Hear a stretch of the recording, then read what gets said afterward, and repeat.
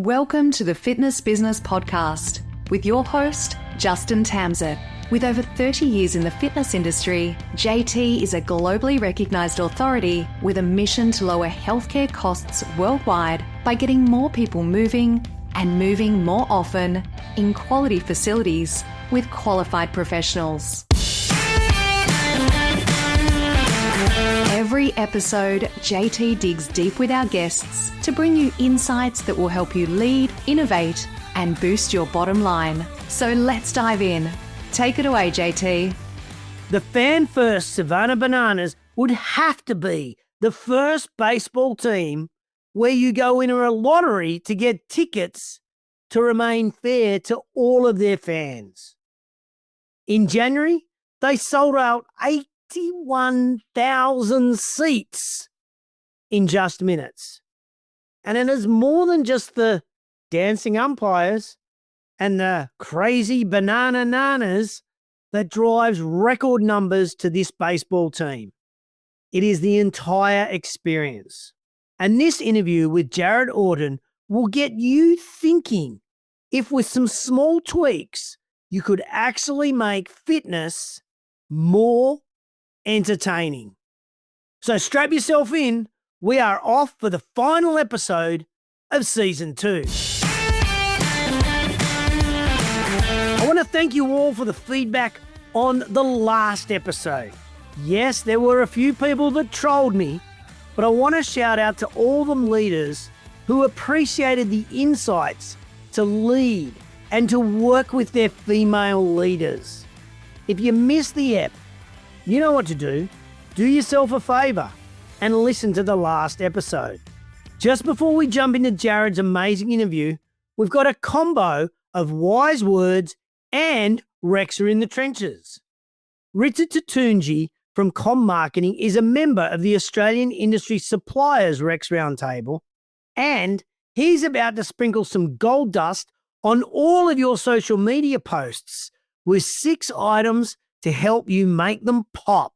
At REX Roundtables, we're proud to have over 350 exceptional leaders and business professionals as members from all over the world. From owners to CEOs to general managers and department heads, each one will bring a wealth of experience and insight to their REX Roundtable. For this episode, we've handpicked one of our members to share a 3-minute golden nugget, which is a proven strategy that's driving success in their business. This is real-world advice from someone in the trenches, just like you. If you're interested in learning more about REX Roundtables and how it can benefit your business and leadership, reach out to me, Eddie at rexroundtables.com, or find my contact details at fitnessbusinesspodcast.com. Hey there, it's Richard Tatunji from Com Marketing. We help fitness, wellness businesses become market leaders in their local area. Now, today, I want to talk to you about what I believe what the last 12 months has taught our business, every client I've worked with. And when clients are using these 6 things I'm going to show you, they're getting more attention, they're getting more clicks, more leads, and better quality clients messaging them. So you can use this on Instagram, Facebook, LinkedIn, emails, but these are the 6 items that if you do well, you'll get way more attention than you've ever had before. Number 1, your content has to be surprising to the person that's watching or listening or reading it. Number 1 is surprising. Number 2, it's got to be some level of shock. Don't have to have a shock in every single post, but if you can have shocking, that works really well. Number 3, you want to be relatable in your content, relatable to the person that you want to grab as a client. Number 4, it needs to be personal to the audience, something that relates in a very personal manner. Not every piece of content, but some. Number 5, timely is probably the biggest thing. Timely, you want to put content at the right time. When I mean the right time, is it AM or PM? What does that look like? Be sure not to put content out at like 2 p.m. or 3 p.m. Always put it a few minutes outside that as well. And number 6 is playful. Your content's got to be playful. Don't take things too seriously, especially on social media. It is a platform to be playful as well. So they're the 6 items. Now, I challenge you now to look at your best performing Instagram or Facebook posts and see how many items did it have? How many sections did it have in the best performing Instagram or Facebook or best performing email? Did it have at least 4 out of these 6? When you start to look at the data over the last 12 months, the way that people are getting attention are using at least in every post, email, video, they're using at least 4 out of these 6. So try it out today. See how you go. If you want to contact me, the details in the show notes. Love to hear how you went with this. And if you need any help with this, hit me up on Instagram, Facebook, and we can help you get more attention in your social media. Thanks, team. Thanks, Rich. I think we've got some work to do with our own socials. They're just not playful enough. And for those not watching us on YouTube, my merch sponsor this episode is REX Roundtables. This is to coincide with the launch of the REX Leadership Academy. I'll put the link in the show notes to rexleadershipacademy.com. You'll want to check it out if you want to enhance your leadership skills. And I can be your next social media influencer. I'll wear your swag or your merch in our interviews. Just go to fitnessbusinesspodcast.com/merch and apply now. I'm super pumped that today we will also hear from Jay Worthy. Jay's the global CEO from MyZone, and he's going to explain gamifying every workout to drive retention. And just before Jay joins us, I've got a little confession I'm going to make, so don't miss that. Finally, hang around because immediately after Jared's nuggets of fan-first information, I have a massive announcement. It's going to be huge, and it's going to allow you to get access to all of our interviews ad-free and 7 days early. Stay tuned. But in the meantime, over to you, Jared. All right, for someone who's never heard of Savannah Bananas, how would you describe the team's unique approach to baseball and fan engagement, Jared? Yeah, it's fantastic. I mean, there's so many people who we feel like have heard of the Savannah Bananas, but also just a bunch of people who haven't. And so if you were to stumble across us on social media, you would think, oh, this is just some dancing baseball act that, is just built for social media. And while that is certainly true, and we do a lot of dancing and a lot of performances, this is a game and a team and a thing that has been built, really over the past 10 years that has centered around entertainment, where we feel like the critical mission of our team is to make baseball fun. And so you have this crazy showmanship of they do trick plays and backflips and catch the balls between their legs and, bouncing things on their faces and like all these ridiculous moments happen. But then there's like this competitive game that is happening simultaneously as well, where these insanely talented athletes can play this game at an extremely high level while also doing these tricks and bits and skits. If you're from the United States, you would say, okay, it's like the Harlem Globetrotters, of baseball, right? Which is a nice thing to say. But what we have focused on is, how do we make the game matter where there's a winner and a loser and there's multiple teams and we're building towards this league of banana ball. But at the same time, while there's still tricks and bits and skits and fun things happening every single moment. And so it's like the Harlem Globetrotters and WWE and the New York Yankees all came together and there's, banana ball happens. It's the most fun you should ever have at a sporting event. I love that. So I'm going to say the Savannah Bananas are the love child of the Yankees, the Harlem Globetrotters, and who was the other one? WWE. Oh, WWE. So I guess for you, how do you, as an organization, have your players buy into the entertainment factor? Because I think in our industry, we want to entertain and make exercise fun for people, but it's getting the team to buy into that. What sort of processes or how do you develop that culture within your playing group? What we began sharing with them is, we're not trying to make fun and just be goofy and silly for the sake of it. We're trying to give fun to our fans. We're trying to bring fun and be fun to people. And there's, while that sounds, just kind of wordy and cliche, there's a real difference there because I think sometimes it's just thought of like, oh, you're just going to have fun, which means you just goof off and don't take things very seriously or whatever. We take what we do very seriously. If you were to come to one of our games and show up about 10 hours beforehand, you would see our players choreographing, practicing, rehearsing dances and walk-ups and, new trick plays, trick pitches, new routines, new social media things. And they don't just do that once a year to start the season. They do that every single night before the game. And it's that relentless focus on like, we're trying to bring fun to a new group of people tonight and a new audience that I think keeps that energy going. And so, it starts with our coaching staff, obviously our front office and, the people who are leading this team and really, giving our staff and our players permission to have fun and give fun, but take that very seriously, the weight of being able to do that for our fans. I love the fact that you're not taking the mickey out of baseball. It's still a game. And I like how you said before, you want to have a winner and you want to have a loser. Just out of curiosity, how many games do the Savannah Bananas actually win during the season? It's just you and me talking now, Jared. No one else is listening.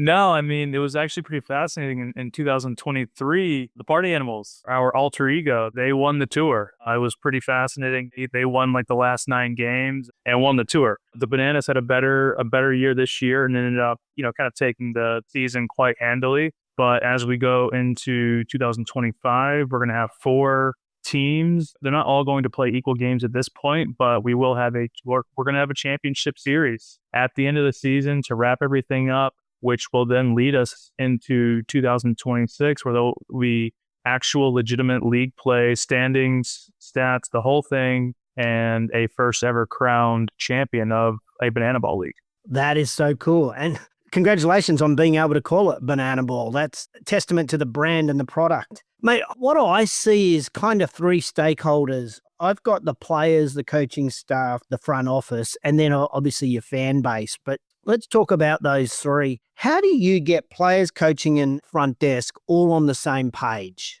So you kind of alluded to it there, where you've got players and staff and our coaching staff and all those people involved. At the center of it is our fan, and we exist to serve our fan. The name of our company, we renamed our company years ago to Fans First Entertainment. Fans first, always entertaining. And at the center of it is, what is the best possible experience for our fans? And we're all working towards that, obviously in different ways. The players' version of doing great things for fans is dramatically different than what our coaches think about sometimes, or dramatically different than, or how they execute it. And it's dramatically different than how we execute it for merchandise or social or ticket sales or things like that. But at the center of it is, we exist to create the best possible experience for our fans. And every key stakeholder within the organization is aiming directly towards that. All right. So you're changing the name to Fans First Entertainment. Was that a strategic move to narrow the focus, I guess, of all the stakeholders internally? Yeah, it was a way to remind everyone that, if we take care of these people, the people who we are here to serve, then everything else should take care of itself. I know that sounds really just utopian, but at the end of the day, those are the people that we are here to serve and take care of and provide the best possible experience for them. And if we do that, they will shout about our experience from the rooftops. And that's, at the end of the day, we want people to leave our game and say, that was the most fun I've ever had at a sporting event before, or an experience, or a baseball game, or something like that. Because if they do that, then that type of marketing is just, you can't pay for that type of word of mouth, of that experiential thing, not just because we did something funny and cute, one time. It's because we genuinely made people feel a certain way that hopefully they've never felt like before or gotten that experience anywhere else. And so that's why the fans first piece is just so front and center. So it's interesting you say that. We've taken a couple of groups from REX Roundtables to Savannah Bananas, done some work with your team behind the scenes as well as be at games. And one of the things that Eddie says is he was amazed during the game how many times people did not look at their phones. He said they were just so focused on the game and what was going on in front of them that they almost didn't want to miss any action, so that their phone stayed in their pocket, which for fitness business owners is extremely rare.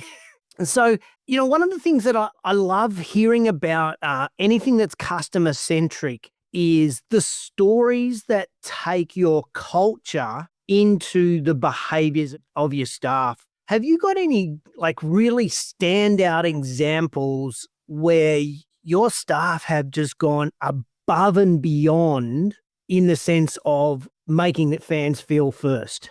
Yeah, so a lot of it, when we talk about these, I'm glad you mentioned the stories, because I think sometimes you can think about these things and it's like, okay, so, is there a strategy, or is there a handbook, or is there, a guide? And no, there's not, because, every story is different. Every moment is different. Every opportunity is different. We lead with what would be the right thing to do for our fan, potentially in this moment. And we bring our staff together before every single game, almost every single game. And we say, guys, as a reminder, here's what we're here to do tonight. Here's who we're here to serve. And there's going to be 40,000 people here tonight. But you know what? Those 40,000 are made up of individuals, one person at a time. And we are all one person. And so let's be intentional here to create one moment for one person. If that's all you can do, that is fantastic. Let's not get caught up in the fact that there's so many people here. I remember we got an email from a lady who, basically in the United States over the summer,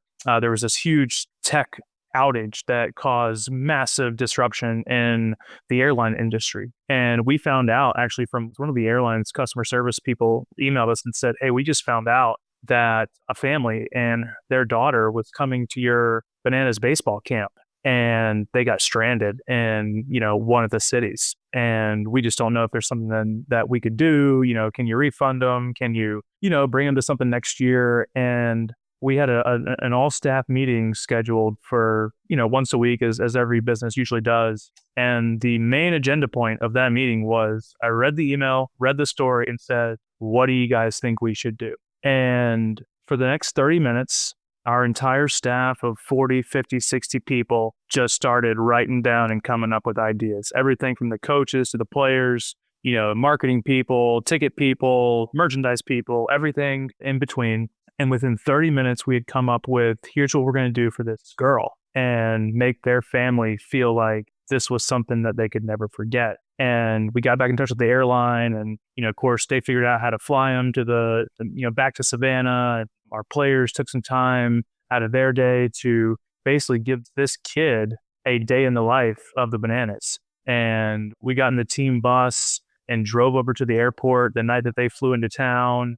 And they had no idea any of this was happening. And, tons of our players and our cast and our band members, welcomed this family into the airport at 9:30 at night. And our team bus took them and dropped them off at the hotel. Of course, we told the hotel about it. So the hotel upgraded them to the, family suite. We had gear and surprises and food and drinks waiting for them when they got there. Then, of course, we brought them to the stadium the next morning, and we had one of our lockers decked out. We had found out through a news article that the girl's favorite number was 42. So, of course, we had, all their jerseys made with the number 42 on them. And we found out she liked trading cards and bobbleheads. We had those waiting for them. And, of course, the players took it over from there, and they started giving her, their gloves, their batting gloves, their bats, and they went to practice with them. And she got to hang out in the dugout for the game. And, one of our staff members, one of her family members owns a bakery. And so we found out it was going to be the girl's birthday actually that weekend.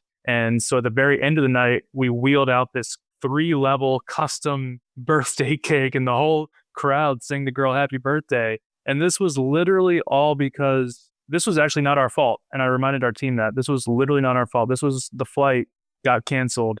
And, we could have easily said, yep, so sorry about that. Here's a refund. Come back next year. And we try to do those things where it's like, we can't do that for everybody, obviously, because that's way too much. But we can do it for somebody. And you know what? If we do 1/10 of that for someone else, and if our staff of 60 full-time employees and 80 some odd players and coaches and part-time workers, if they begin taking that mindset, we just wonder what could possibly happen. And I got a feeling, Jared, please correct me if I'm wrong. I got a feeling you guys did that because you genuinely care about your fans, not for commercial purposes and social media clicks. Right. So yeah, I love that. Of course, we captured, interviews and things like that. But yeah, you're not going to see that story blasted on our YouTube. We didn't call the news stations and say, "Hey, look what we're doing. Come check it out. Come meet us at the airport." No, we didn't do any of that stuff because that's not what it's for. It's for that family, and they're going to be lifelong fans. And I don't know this for a fact, but I can probably guess they told a few people what happened when they went home after that. And I'm sure they posted on social media, and I'm sure that it's going to be a core memory.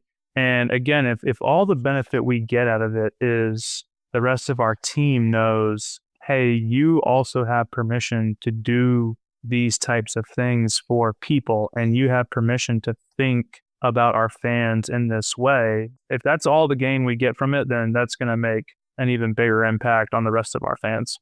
Now, you mentioned a couple of times, is it all staff meeting weekly? So you have your weekly all staff meeting and you consistently innovate, you consistently surprise and delight your audience. That must come from those weekly meetings. So I guess, how do you stimulate your team to think differently? So like our weekly all hands, all staff meeting, a little bit more higher level, we're talking about some strategic stuff. Hey, here's what's coming up short term. Here's what's coming up in a few months. Hey, here's what's coming up, this week or whatever. And then our different, department conversations are where we align on, hey, here's what's going to be new and different. And here's how we're going to plus the experience in this way. And, what you'll also see right after our weekly staff chat with all of our staff, a handful of people will break out into a book club. And so, we've got 20 or 30 people who are reading a book together, not about sports and entertainment. Actually, this current one is about fine dining hospitality, unreasonable hospitality. It's unbelievable. And so now we don't read that book with the intent of, going into the fine dining business, of course. But our team hopefully is seeing it with the lens of, okay, well, I'm working for the Savannah Bananas currently, and I bet there's an idea or two that when I'm faced with similar potential opportunities, problems, challenges, things like that, there's a way that I am training my brain to think about potentially responding to in the future. And so, we read about companies who are customer obsessed and culture obsessed and, thinking in the long term. Obviously, we want to learn from people who are aligned with our values, but maybe that their ideas could spur a lot more interest in what we're doing. And then, of course, the second thing that we get inspired by is, what's happening on social media. What are our fans already talking about or likely to talk about or already posting about? Just last week, I don't know if you saw this, but I think it was Sotheby's or Christie's had announced that they sold a piece of artwork at auction. It was a actual banana duct taped to a canvas, basically. And it sold for, $6 million in cryptocurrency at auction. And so I immediately got this message from Jesse and Kara on our marketing team. And they were like, did you guys see this? And I was like, yeah, I just read about it this morning. And they were like, we should make a t-shirt, with our logo on it with the duct tape across it.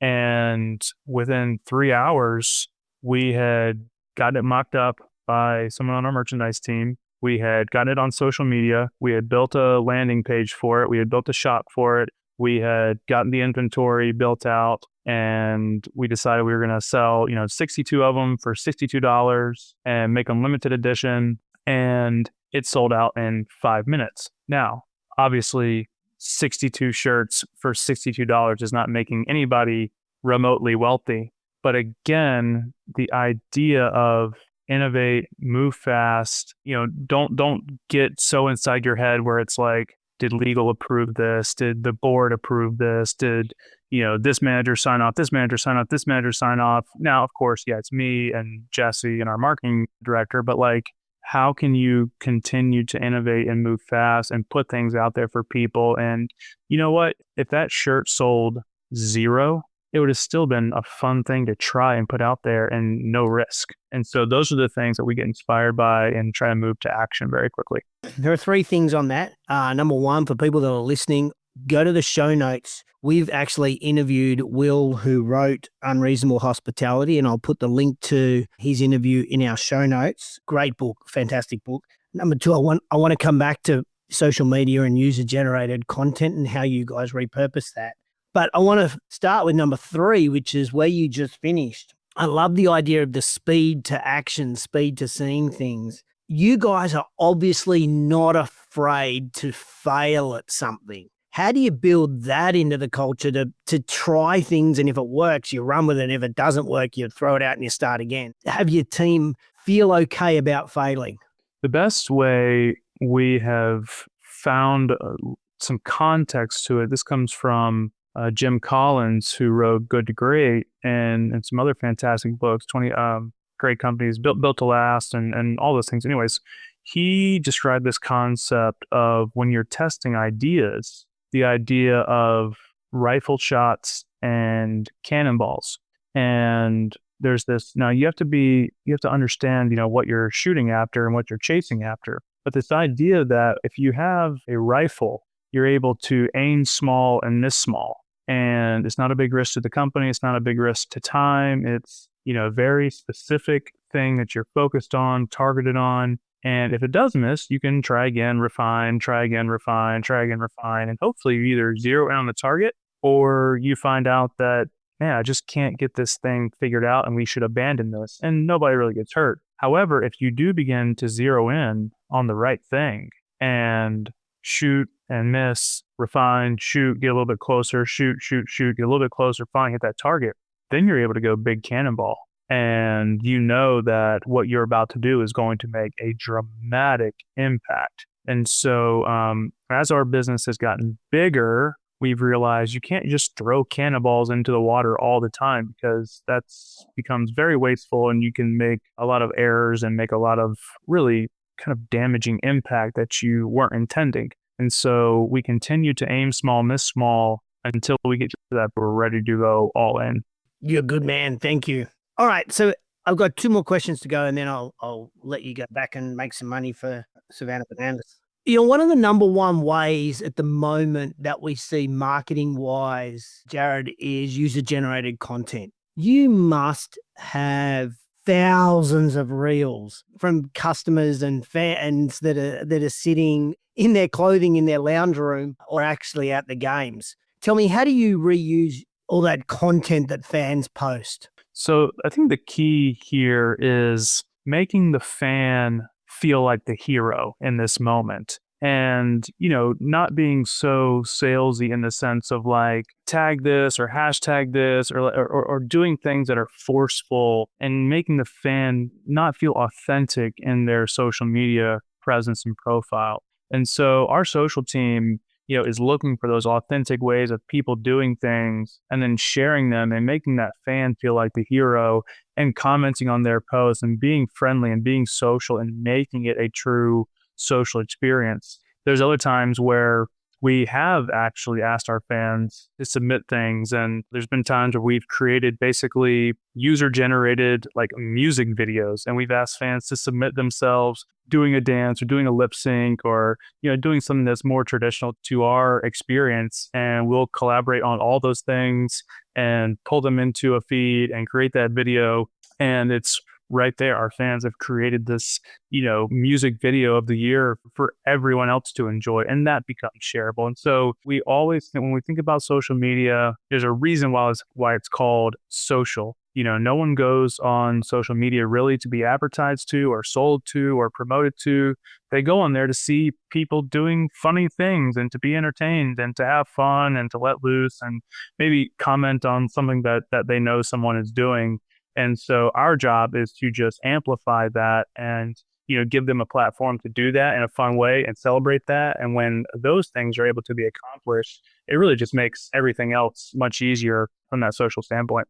I wish more people had your view that social media is about social. It's not marketing media, it's social media. All right. Now, at the end of every interview, Jared, we ask our guests to give a 90-day challenge to our listeners. Yeah, so what we want to do is we want to take the knowledge that you've just shared and we want to implement that in our business. So my question for you is, what is the 90-day challenge that could help our club owners turn their businesses into be members first, members at the forefront of their business? What would be your 90-day challenge? Yeah, love that. So this comes from Amazon a little bit, but this idea of starting with the end in mind. And what I mean by that is we actually wrote a currently 19-page document, and it's a story. And it's literally a story of 4 of our fans coming to their very first Savannah Bananas game. And a lot of the stuff inside of it actually doesn't exist. It's aspirational. It's things we hope could happen one day, but it describes them by name. It describes what they walk up and experience. It describes them getting out of their car. It describes them going to the bathroom. It describes them meeting some of our staff. It talks about the things they smelled and tasted and saw. And what it finishes with is them going back to their hotel and laying in bed and saying out loud, "That was the best day I've ever had in my life." And so my challenge would be is you have to start with the end. You have to start with, what do you want those people to say when they walk out of those doors and lay down, in bed that night? Or maybe that's not the end. Maybe it's when they go to work. Maybe it's when they talk to their significant other. Maybe it's something. What do you want them to say? And I would think you would want them to say something along the lines of, that was the greatest fill in the blank, I've ever had. Maybe it's greatest workout. Maybe it's greatest studio class. Maybe it's, whatever that thing is. And then the challenge is you have to work backwards from there. And you have to say, okay, in order to get this response, what must their experience actually be like to do this? So for example, if we want our fan to say that was the greatest sporting event, greatest night of my life, greatest baseball game I've ever been to, well, if the bathroom is overflowing with dirt and filth and they couldn't wash their hands, they're not going to say that. If there's no music playing when they come to the game, they're not going to say that. If the food sucks, they're not going to say that. And so you can see how every touch point it becomes very clear. If we want them to say this amazing thing, we must be amazing in every single touch point. And so when that guest walks into that fitness center, that health club, that gym, if they walk in and the lights are broken and no one greets them and the bathroom's dirty or there's no towels, or you can just keep going on and on and on and on. What is it not? Okay, then what do we make it, and how do we make them feel when they leave? And I think that's what's key, especially in y'all's business and that health club business, and certainly in our business. Entertainment is a dime a dozen, right? You can go home. I can go home tonight, turn on Netflix or watch a football game, or I can go out to eat with my family, or I've got so many options to be entertained. In fitness and health, there's a lot of options. There's a ton of options. Generally, the product, what you're trying to do is about the same. But where you can change is how you make people feel and what actually you're able to change in their life. And we hope that we can make that same impact where people can be entertained anywhere. But what have we done for them, and how have we made them feel, and how have we impacted their life because of that? That's where you have fans for life. Joe, this has been a fascinating conversation, and I love the way your tone of voice when you say feel. It's authentic, it's genuine, it's from the heart. And that 90-day challenge of reverse engineering of how someone should feel after their workout when they're sitting in their office or at home is a fantastic challenge for all of our listeners to focus on, because those touch points, they make or break the relationship, don't they? Mate, thank you so much for joining us. I'm so grateful for your time because I know how busy you are. Really appreciate your insights, and I hope our paths cross in the future. Absolutely. Thank you. Thanks, Jared, for being so open and sharing so much information. All right, FBB community, now our big news. We are launching in the coming weeks a new platform for the Fitness Business Podcast. The new platform, called Patreon, will be just under $5 a month, and you'll get access to what we're calling our inner circle. The benefits are huge. Firstly, shows will be released 7 days in advance. There will be no ads in the shows, just the interviews. Exclusive webinars from industry experts, suppliers, and our previous guests. We'll do discounts from suppliers and so much more to come. So keep your eyes peeled and keep tuned as we launch our Patreon platform for the Fitness Business Podcast. Now, before we hear from Jay, I must confess I am addicted to MyZone. In the past, I would rather not work out if I'd forgotten my belt. But now I use MZ Open. My Apple Watch tracks MyZone MEPS, and this allows me to stay in the Hall of Fame, keep my status there. What does all that mean? Let's get Jay to explain it now. Hey everyone, my name is Jay Worthy and I am Global CEO for MyZone. For all my contact details, please check out the show notes at fitnessbusinesspodcast.com. Your gym thrives when your members do, but motivation can fade, routines stall and engagement drops, unless you have the right tools to keep people moving. And that's where MyZone changes the game. Through simplification, gamification and community. We don't just track workouts, we transform them. Gamification fuels motivation, turning effort into points and training into a challenge that members simply can't resist. With our unique MEPS, MyZone Effort Points, you can hunt down the next status level and challenge your friends. With live leaderboards, every session becomes a reason to show up and push harder. But this isn't just about competition, it's about connection. MyZone builds a community that sticks, with social features that encourage, inspire, and keep members coming back inside and outside the gym. Whether they're training solo or taking on a group challenge, they become part of something bigger. And as for you as a fitness professional, it gives simplicity, real-time data, instant feedback, and seamless integration with your gym. Whether you're tracking engagement or running a community challenge, MyZone makes it easy to drive retention and results, with no guesswork and no friction.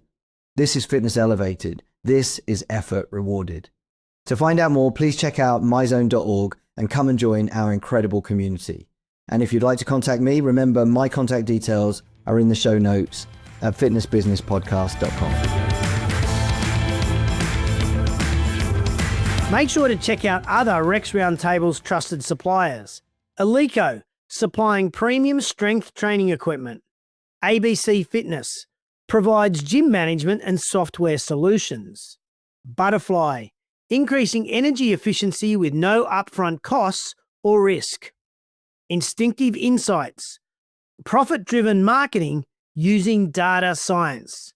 You can see all their details at fitnessbusinesspodcast.com for this week's show notes. Did you enjoy the season? Yep, that's our 6th episode for season 2. And I want to know what you think. Of course, you can give us a review on Apple or on Spotify, or just email me directly, info@fitnessbusinesspodcast.com, with any suggestions that you might have for our next season. Over the next 4 weeks, no episodes are going to drop. But remember, there are 538 other shows that you can listen to. Simply go to fitnessbusinesspodcast.com, hit the search bar, search a topic, search a guest, and I guarantee you'll find at least one previous show that not only will you love, but is going to be chocked full of education and information for you. So we'll see you, or rather you'll hear from us, in 4 weeks. In the meantime, why don't you live our mantra with your family, with your friends, or with your team in your own business? What we leave behind is not set in stone monuments, but what is woven into the lives of others. I'll catch you for season 3.